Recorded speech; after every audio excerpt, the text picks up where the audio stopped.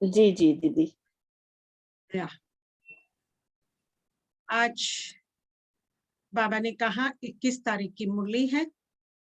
बाबा ने कहा मीठे बच्चे समझदार बन हर काम करो।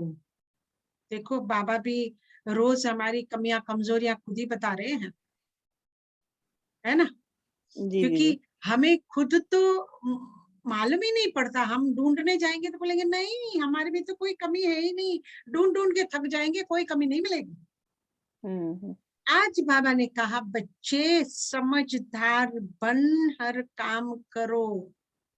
क्यों? समझदार क्या करता है? अलर्ट रहता है। समझदार जो होता है ना, जो बेसमझ होता है ना, वो गलतियां करता ही रहता है, फिर माफी मांगता रहता है, गलतियां करता रहता है, फिर माफी मांग रहता है। इस पे मैंने एक छोटी सी कहानी बताई थी, वो शायद आप लोगों को याद होगी। एक बार एक व्यक्ति के घर में कुक काम करता था और वो पंडित थे, बहुत भगवान के रोज पूजा पाठ करते थे। और ये कुक क्या है, एक दिन उसने अपनी सब्जी में नमक ज्यादा डाल दिया। गलती जी हर दीदी इंसान याद है। से होती है, याद आ गई। हाँ जी याद आ गया। चलो शायद किरण जी और आशा जी भी हैं, इसलिए मैं फिर रिपीट करती हूँ थोड़ा। तो उसने कहा सेठ जी मुझे माफ कर दो। उसने कहा ठीक है दोबारा ध्यान देना। अब दूसरे दिन फिर मिर्ची ज्यादा डाल दी। फिर सेठ जी ने कहा क्या हुआ? कहा सेठ जी सॉरी मुझे माफ कर देना। तीसरे दिन तेल ज्यादा डाल दिया। तीसरे दिन तो सेठ जी का गुस्सा हाइट पर चला गया, एक चांटा मार दिया। कहा सेठ जी कमाल है आपका हिसाब किताब। हम देखते हैं रोज आप भगवान के आगे कहते हो, सेठ जी आप कहते हो भगवान को आज मेरे से गलती हो गई हो तो मुझे माफ कर देना। रोज ही तो मैं सुन रहा हूँ भगवान के आगे हाथ जोड़कर रोज माफी मांग रहे हो, लेकिन भगवान ने कभी आपको चांटा नहीं मारा। और हम तो दूसरों की गलती पर थोड़ा सा चांटा मार लेते हैं। तो कहने का तात्पर्य गलती एक बार होती है, बार बार नहीं होती है, बार बार माफी नहीं मांगी जाती है। मैंने एक बार गलती की, माफी मांगी, तो बाबा माफ जरूर करेगा। लेकिन जब मैं सेम गलती दोबारा न करूं तो समझदार उसको कहा जाता है। समझदार को एक इशारा काफी होता है। ऐसे नहीं रोज ही मैं कहूं मेरे से माफ करो और रोज वही गलती करूं, मुझे माफ करो फिर गलती माफ करो, ऐसा नहीं चलेगा। समझदार बन हर काम करो। माया कोई भी पाप कर्म न करा दे, इसकी संभाल करो। समझदार इसको कहा जाता है। सिंपल बाबा बताते हैं कि आजकल तो भारत की क्या हालत हो गई है। कहीं गीत बने हुए हैं, बाबा कहते हैं एक गीत में भारत की गरीबी हालत दिखाते हैं, दूसरे गीत में फिर भारत की महिमा भी करते हैं। दुनिया तो इन बातों को नहीं जानती, तुम बच्चों में भी कोई तो इन बातों को समझते हैं कि भारत ही 100% समझदार था। अब नहीं है, वो सतयुग में था और सतयुग त्रेता में था। द्वापर में भी इतना नहीं बिगड़ा, कलयुग में भी इतना नहीं गिरा जितना ये 100 साल पीछे प्रॉब्लम शुरू हुए हैं। ये 100 साल के अंदर ही प्रॉब्लम हुए। मीन्स हम शुरू से बहुत समझदार थे, लेकिन अब बेसमझ हो गए हैं। इसलिए बाबा कहते हैं ये 2500 का पूरा जो बाबा समझाते हैं उसे मुझे समझना है, समझदार बनना है। बेसमझ बनने में फिर पूरा आधा कल्प लग जाता है। समझदारी 1 सेकंड की है, क्योंकि ज्ञान हमने आपको सुनाया, आपको बिल्कुल क्लियर समझ में आ गया, तो 1 सेकंड की बात है, मेरी बुद्धि खुल गई 1 सेकंड में। लेकिन बेसमझ बनने में आधा कल्प। कैसे? क्योंकि सतयुग में अभी मैंने ज्ञान से मैं समझदार बन गई। अब मैं हर कर्म पर बहुत अटेंशन रख रही हूँ। अब मैं सतयुग में मेरा जन्म होगा, तो सतयुग और त्रेता जो युग है वहां मैं कोई कर्म नहीं करती हूँ, वो हमारा अकर्म का अकाउंट है। अकर्म मीन्स जो संगम युग पर हमने धारणाएं की है, सेवाएं की है, योग लगाया है, ज्ञान सुना है, उसकी प्रारब्ध। जैसे कहीं होता है ना कि हमने कहीं लॉटरी लगाई और मेरी लॉटरी लग गई, तो मैं कहूंगी क्या मैंने कमाया, मैंने बहुत मेहनत की और मैंने कमाया? नहीं, वो लॉटरी में पैसे मैंने लगाए थे, वो मुझे लॉटरी लग गई। यहाँ भी संगम युग पर मैं लॉटरी की टिकट ले रही हूँ। मैं जितना जितना करती हूँ उतना मुझे सतयुग और त्रेता में उसका भाग्य मिलता है, लॉटरी लगती है। तो वहां तो हम बेसमझ है ही नहीं, और समझदार भी नहीं कहेंगे, क्योंकि वहां कोई सेवा की जरूरत नहीं है। वो तो हम अपनी प्रारब्ध ही भोगते ही रहते हैं, मिलती रहती है, चलते चलते चलते फिर धीरे धीरे बेसमझ बनते बनते आधा कल्प हमको लग जाता है। पूरे बेसमझ को फिर एक जन्म में समझदार बनाने वाला कौन है? ये हमारा बाबा ही है। कोई बेसमझी का काम करते हैं तो दिल अंदर खाता है। आप देखो, कभी भी हमने कोई ऐसा कार्य किया होगा ना, आपका दिल जरूर खाएगा। इसलिए बाबा कहते हैं हर कर्म में सदैव सावधान रहो। समझदार व्यक्ति वो है जो पहले सोचे, फिर समझे और फिर बोले। लेकिन हमारी गाड़ी कैसी है? उल्टी। हम बोल लेते हैं, अरे, फिर लगेगा अरे ये गलत बात थी, फिर कहेंगे I am so sorry, I am so sorry. Sorry कब कहना पड़ा? समझदारी से हम बोले नहीं। पहले मुझे समझना है जो मैं बोल रही हूँ सही है या नहीं है, समझना है। सोचने से पहले भी सोचो, बाबा कहते हैं।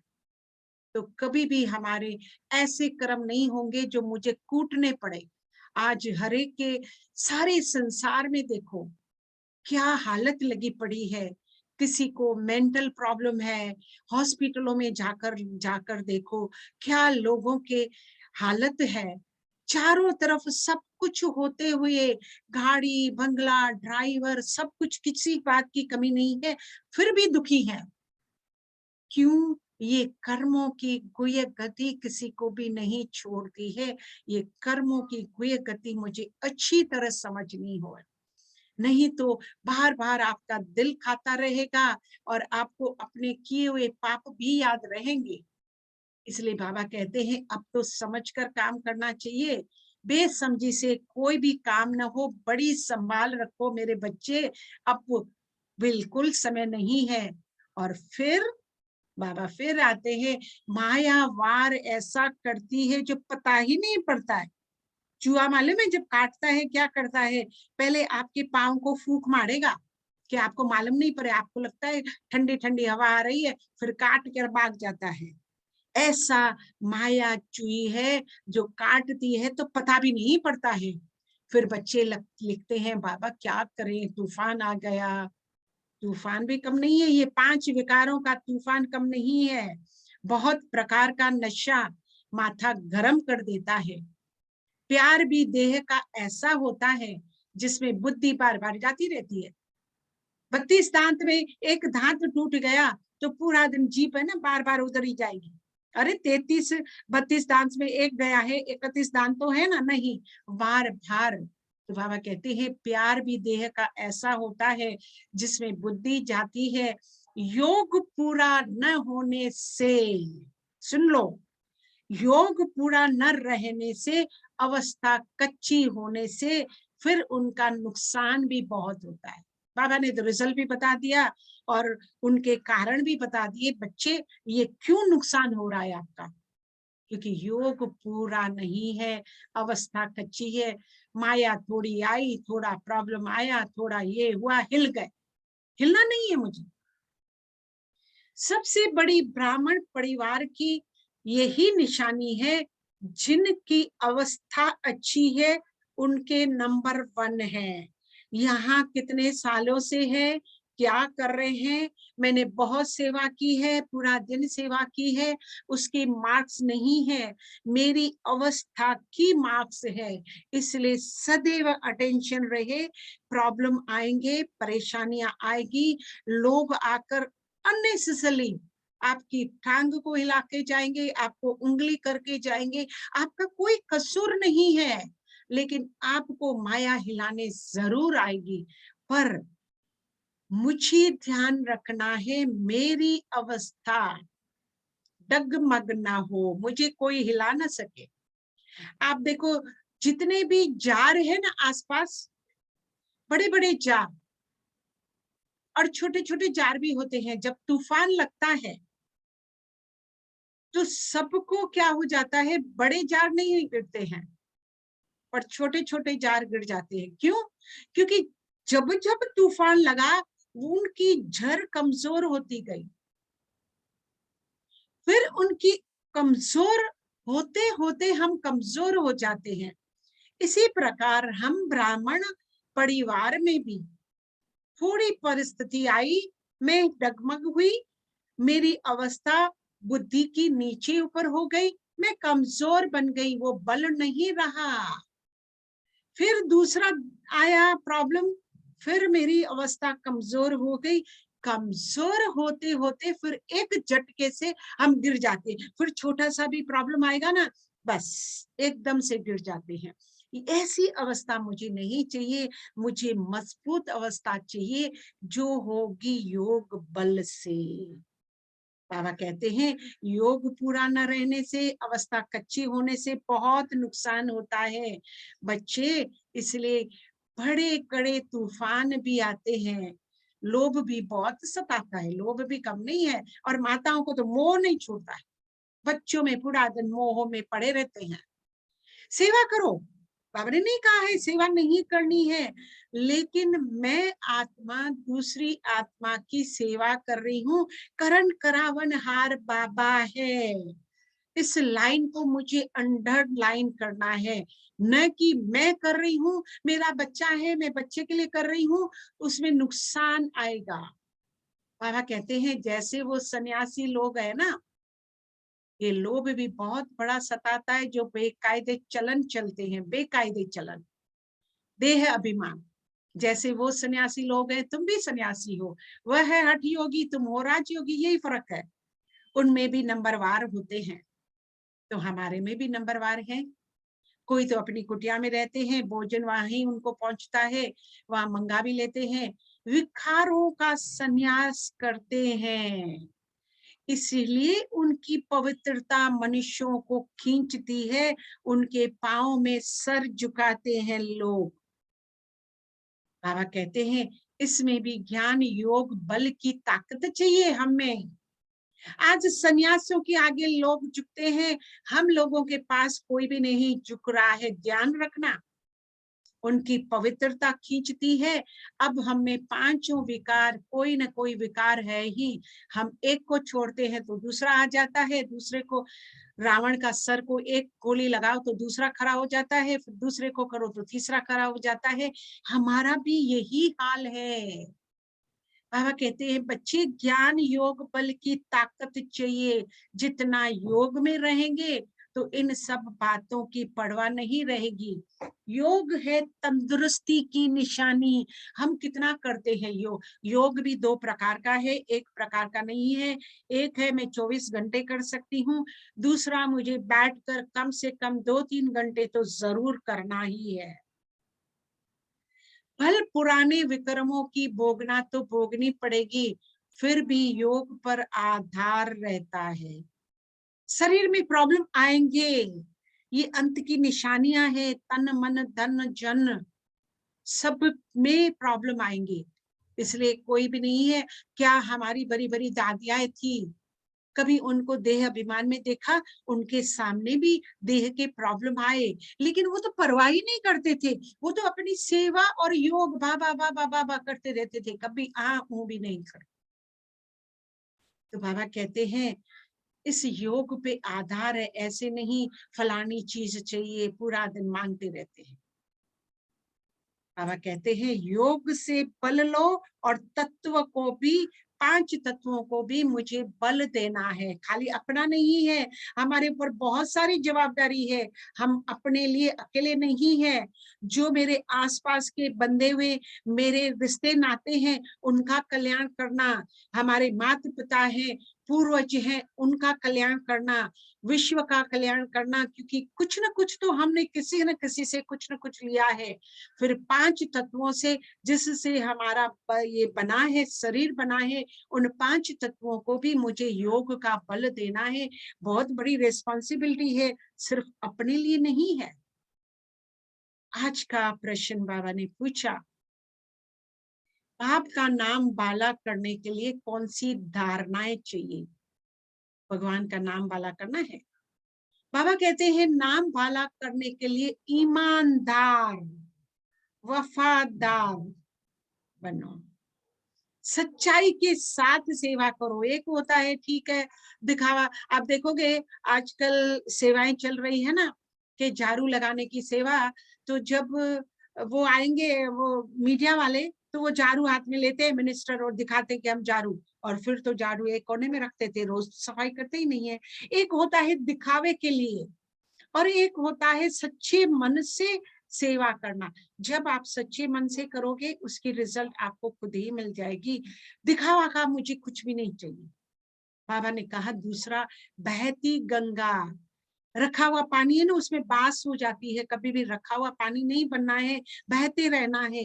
एक न दूसरे से मुझे अपना ज्ञान का मनन चिंतन करते ही रहना है। बहती गंगा बन सबको बाबा का संदेश देते जाओ।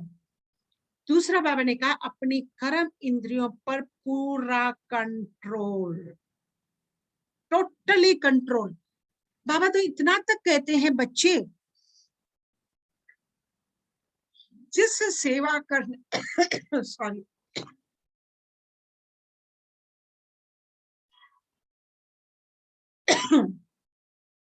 बाबा तो इतना कहते हैं बच्चे समझो, आप अगर कोई सेवा कर रहे हो और उसमें अगर आपकी स्थिति बिगड़ रही है, कई बार ऐसा होता है,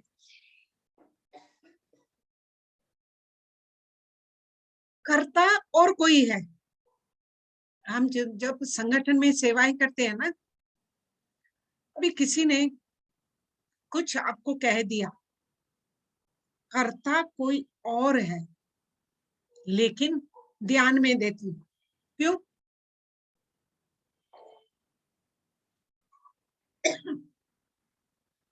इसलिए मैंने हमेशा समझाया है, सच्चे सेवादारी जो होते हैं ना, उनका कान, मुख, आंख तीनों बंद रखना है। सेवा मुझे करनी है, मुझे दूसरों को देखकर नहीं करना। दूसरे क्या कर रहे हैं उसमें आपका कोई ताल्लुक नहीं है। वो गलत करे सही करे, बाबा उसको अपने कर्मों का हिसाब देगा। मैं कोई जज नहीं हूं, मैं कोई वकील नहीं हूं, सबको मैं देख रही हूं। क्लियर? सच्चे सेवाधारी की निशानी समझ लो। बाबा ने कहा सच्चाई के साथ बहती गंगा बन अपनी कर्म इंद्रियों पर पूरा कंट्रोल, आशाओं को छोड़ कायदे सिर चलन चलो। आशाओं का कोई एंड नहीं है। कल भी मैंने बताया था, आज साइकिल है तो कल फिर स्कूटर चाहिए, स्कूटर है तो फिर गाड़ी चाहिए, गाड़ी मिलेगी तो फिर घर चाहिए, घर चाहिए तो बंगलो चाहिए, फिर उसमें सब सुख सुविधाएं चाहिए। इस नेवर एंडिंग, उसके पीछे नहीं जाना है, उल्टा हमें तो त्याग करना है। हमारे पास जो कुछ है उसे त्याग करके तपस्वी की तरह सिर्फ बाबा को याद करना है, बस। सुस्त नहीं बनना है, कायदे से चलना है। ज्ञान योग की पहले खुद में धारणा हो तब बाबा का नाम बाला कर सकेंगे। नहीं तो वैसे भी लोग बदनाम मुझे नहीं करते हैं, अरे ये ब्रह्मा कुमारी इसमें जाती है ना, ऐसे करती हैं। बाबा का नाम बदनाम होता है? बाबा का नाम मुझे बाला करना है, बदनाम नहीं करना है।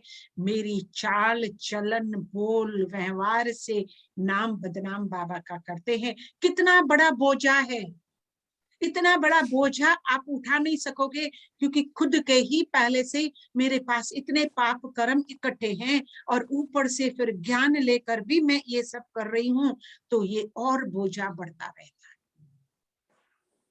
बाबा समझा रहे हैं, बच्चे तुम्हारा सारा मधार योग पर है। आज तो बाबा ने योग पर ही मुरली चलाई है। तुम्हारा योग बाबा से है तो इससे पद भी बारी मिलता है। तुम्हारे देवी देवता धर्म में भी बहुत सुख है, उसके लिए तुमको तो श्रीमत मिलती है, उनको कोई ईश्वरीय मत नहीं मिलती है। याद रखना, बाबा कहते हैं मैंने दूसरों को श्रीमत नहीं दी है, ये ईश्वरीय मत सिर्फ हमें ही मिली है। कितना भारी वर्षा है 21 जन्मों के लिए, इसलिए परम पिता परमात्मा स्वयं आकर मुझे पढ़ाते हैं। कितनी बड़ी बात है। परंतु बच्चे बाबा को भी भूल जाते हैं। योग पूरा लगाते रहें तो ये लोभ मोह आदि विकार सताएंगे नहीं। बहुतों को सताते हैं, ये चाहिए वो चाहिए की तो बाबा कहते हैं ना, गे बच्चे जो होते हैं ना, छोटे बच्चे गे करते हैं, उसको बिब लगाते हैं। तो हमें भी बाबा बिग लगा देगा, पूरा दिन चाहिए चाहिए लिखी रट लगा के रखी है। बाबा कहते हैं इसीलिए जिनका कर्म इंद्रियों पर पूरा कंट्रोल रहता है, फिर वह दूसरी चीज कुछ नहीं मांगेंगे। यहाँ भी ऐसे हैं, बाबा कहते हैं वास्तव में ईश्वर के भंडार से जो कुछ कायदे सिर मिले उस पर चलना ठीक है। बाबा कहते इसमें आश पूरी न होने से सुस्त बन जाते हैं, है ना। समझते हैं बाबा के हम बन गए हैं, हम जो कहेंगे वो बाबा कर देगा। एक छोटा बच्चा है और माँ बाजी काट रही है, सब्जी काट रही है, वो कहेगा माँ को, माँ मुझे दे दो चप्पू, मुझे दे दो। क्या हम छोटे बच्चों के चप्पू दे देंगे क्या? माँ को मालूम है कि उसको अगर मैंने चप्पू दिया, उसने अपना गलती से अपनी उंगली काट दी, नुकसान होगा। बाबा को भी मालूम है मुझे क्या चाहिए, कब चाहिए, हर समय का निश्चित समय होता है। मेरे मांगने से मुझे अगर वो दे भी देगा तो नुकसान मुझे है। इसमें एक छोटी सी स्टोरी मुझे याद आती है जो मैं आपको सुनाना चाहूंगी। एक माँ और छोटा बच्चा किसी दुकान पर गए और सामान लेने।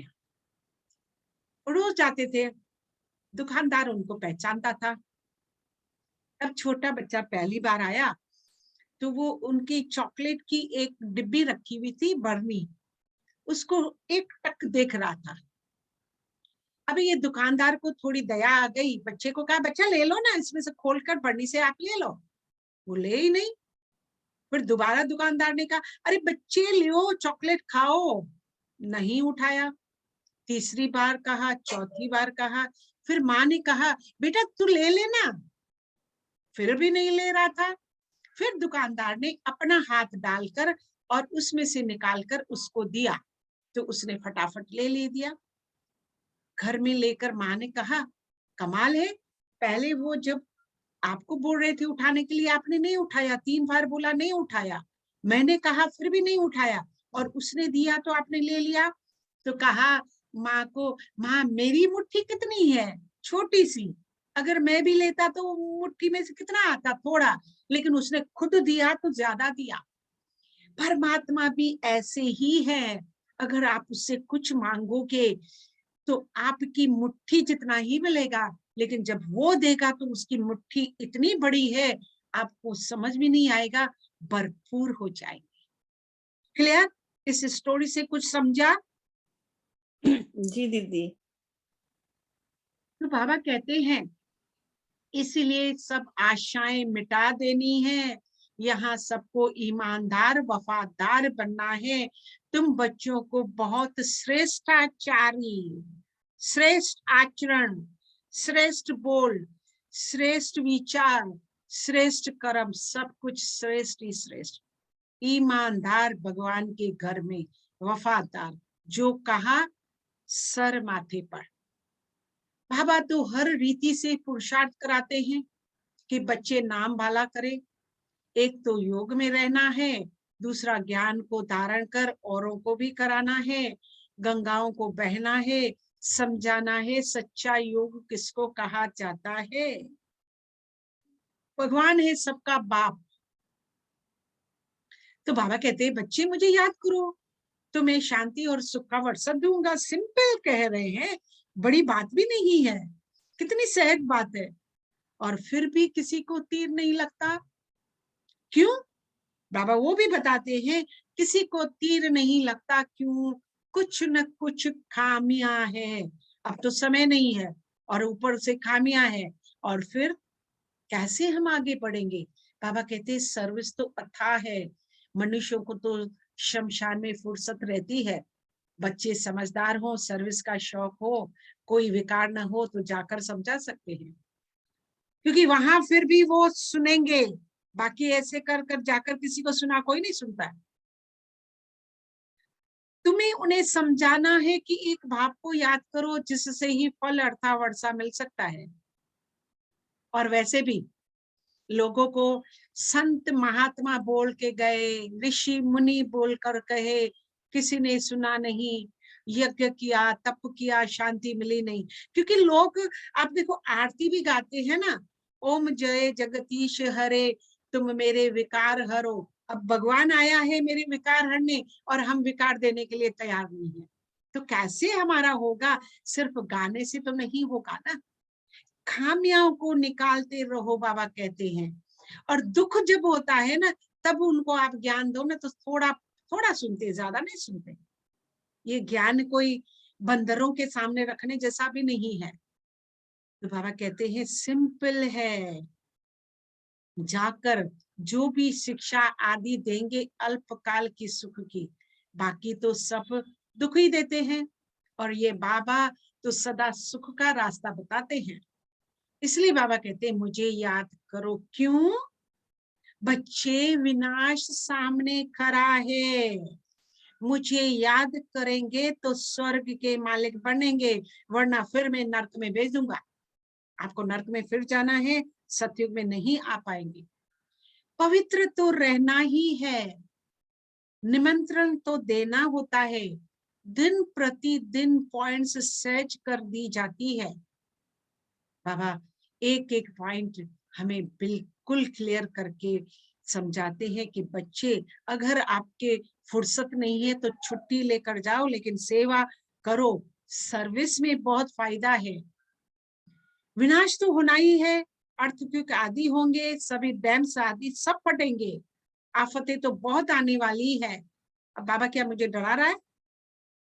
बाबा मुझे मजबूत कर रहा है, सारी बातें एडवांस में बता देता है। ऐसे आप नहीं कहना ऐसा क्यों हुआ, ये तो होना नहीं चाहिए। बाबा ने ये सब बातें पहले से ही 1936 से बताई है, आज नहीं बता रहे बाबा। ये मुरली आज की नहीं है, 1936 से, क्योंकि उस समय जब ये सारी आफतें आएगी तो मेरे बच्चे डगमग ना हो। क्योंकि बाबा ने मुझे, आप देखो एक एग्जाम होती है, एग्जाम से पहले हमने अगर आंसर्स सब पढ़े हुए हैं तो मुझे डर नहीं लगता है, कोई भी आंसर आए मैं तो उसका जवाब दे सकती हूँ। ये आफतें भी ऐसी है, बाबा ने मुझे सब बता दिया है कौन सी आफतें आने वाली है।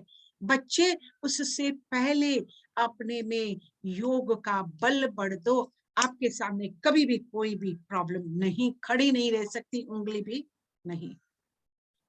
बाबा कहते हैं जो सर्विसेबल बच्चे हैं वो ही पिछाड़ी में हनुमान मिसल स्थैर्यम रह सकेंगे। कोई तो ऐसे भी हैं, थोड़ा सा बम का आवाज आया और झट से वो भी मर जाते हैं। और मैंने आपको पहले भी ये बताया था, आज फिर मुझे याद आ रहा है, सिर्फ दुख में हार्ट अटैक नहीं होता है, लेकिन खुशी में भी हार्ट अटैक होता है। याद है वो स्टोरी? जी दीदी मुझे याद है। थोड़ा बताओ तो सबको मालूम पड़े। जी दीदी। टाइम नहीं है इसलिए, पर थोड़ा बता दो शॉर्ट में। मैं ही बताऊं?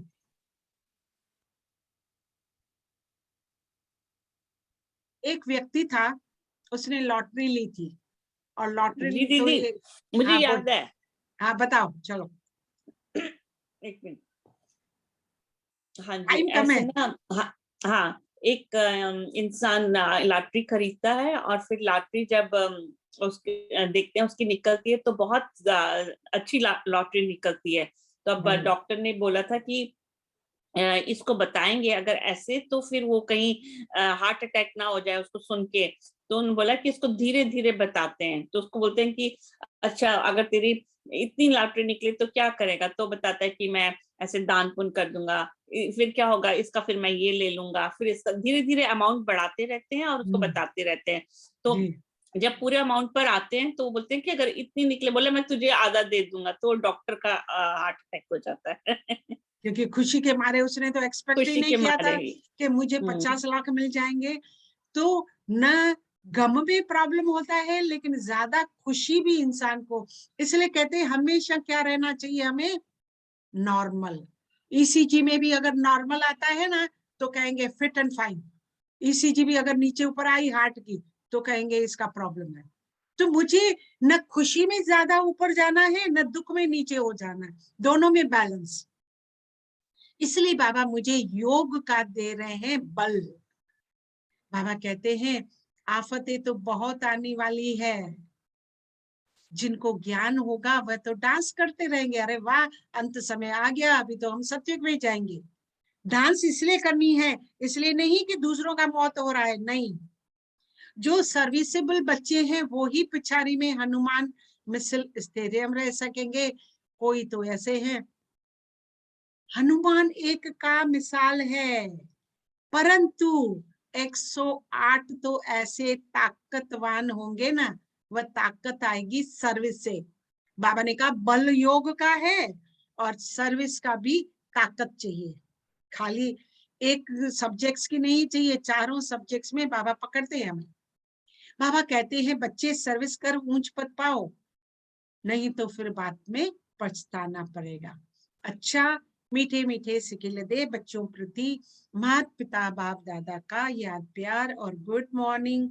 रूहानी बाबा की रूहानी बच्चों को रूहानी बच्चों नमस्ते। को रूहानी बच्चों रूहानी की बच्चों रूहानी की बाप रूहानी दादा बाप को याद दादा को प्यार, गुड याद प्यार मॉर्निंग। गुड मॉर्निंग मॉर्निंग और और नमस्ते। नमस्ते, सदा रहो सदा हंसते। रहो। बाबा आपका लाख लाख शुक्राना, कोटि कोटि प्रणाम। बलहार जाऊं बाबा आप। धारणा के लिए मुझे सारा आज मैं फटाफट कर रही हूँ क्योंकि टाइम हो चुका है। पहली पॉइंट है कोई भी काम बेसमझी से न हो, जो मैंने क्लियर कर दिया है पहले। इसके लिए ज्ञान योग का बल जमा करना है, समय निकाल सच्चाई से निर्भय हो सर्विस जरूर करनी है, निर्भयता से। खुद डरे हुए हैं और दूसरे को कंधे पे बैठाएंगे, खुद हिल रहे हैं दूसरे भी हिल जाएंगे, और सर्विस से ही ताकत आएगी। दूसरी पॉइंट है बाबा ने कहा दे अभिमान की बीमारी से बचने के लिए भोजन बहुत योग्य युक्त होकर खाना है। आज बाबा ने भोजन पर बहुत बोला है। हो सके तो अपने हाथ से बनाकर शुद्ध भोजन स्वीकार करना है। आज इसके लिए टाइम नहीं है, नहीं तो मैं समझाती थी बाबा क्यों कहते हैं अपने हाथ से बनाकर। रोटी तो अपने हाथ से ही बना सकते हो, सर्विस कर सकते हो, सर्विस का भी बहुत। और वैसे भी सबको मालूम है ना कि क्यों हमें अपने हाथ से खाना बनाना है। बाबा ये क्यों कह रहे हैं, आज का वरदान सर्व आत्माओं के अशुभ भाव और भावना का परिवर्तन करने वाले विश्व परिवर्तक भव है। बाबा आजकल भाव और भावना पर बहुत ध्यान दिला रहे हैं बच्चों के, क्योंकि भाव जो होता है ना वो मेन इंपॉर्टेंट है। कर्म दो प्रकार का होता है। एक कर्म होता है मैं आपके साथ बहुत मीठा मीठा बोल रही हूँ, जो जमाना ही नहीं है, समझ जाएंगे आज बहन जी को ना मुझसे कुछ काम है इसलिए मस्का मार रही है। दूसरा है आपको पाँव में कांटा चुभा है, अब मैं क्या करूंगी, कांटे को निकालने के लिए बड़ी सुई ले आऊंगी और कांटे के ऊपर लगाऊंगी कि कांटे के नीचे से लगाऊंगी, कांटा ऊपर कैसे आएगा, कांटे के नीचे में। अब आपको सुई डुबो रही हो और आपका आवाज निकल रहा है, दर्द हो रहा है, सब कहेंगे ये कैसा कर्म करती है, दूसरों को दुख दे रही है। लेकिन इसके पीछे मेरा भाव क्या है, भावना कौन सी है, आपको सुख देने की या दुख देने की।